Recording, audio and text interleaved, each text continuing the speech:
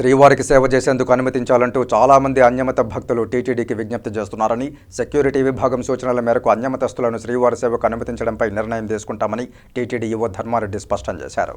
అన్యమతస్తులను శ్రీవారి సేవకు అనుమతించే అంశంపై ఓ కమిటీని నియమించి వారి సూచనలను పరిగణలోనికి తీసుకుంటామన్నారు. అన్యమత భక్తులను స్వామివారి దర్శనానికి అనుమతించేందుకు ప్రత్యేక ఏర్పాట్లు చేస్తామన్నారు.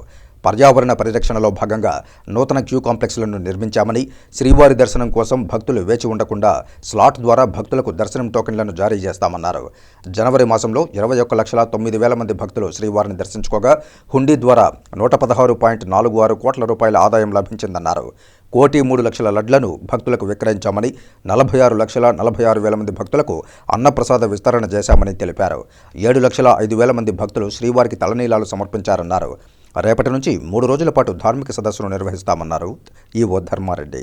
ఇది ఓన్లీ అదర్ రిలీజియన్కి సంబంధించిన వాళ్ళు స్వామివారి పట్ల అచంచలమైన భక్తితో సేవ చేయడానికి వస్తే వాళ్ళకు అవకాశం కల్పించాలి అనేటువంటిది ఉద్దేశం.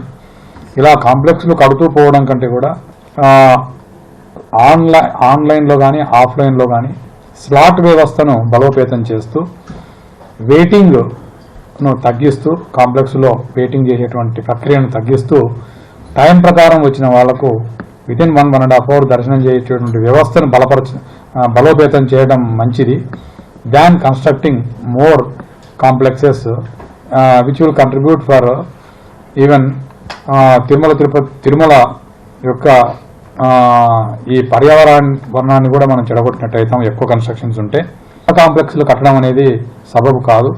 కొత్త కాంప్లెక్స్ కట్టకుండా స్లాట్ను పెంచుకుంటూ భక్తుల్లో అవగాహన తీసుకొచ్చి స్లాట్ తీసుకొని స్లాట్ ప్రకారం రండి, వెయిట్ చేయకుండా అని చెప్పడం మంచిదని ఆ భక్తునికి ద్వారా అందరికీ కూడా వివరంగా చెప్పడం జరిగింది.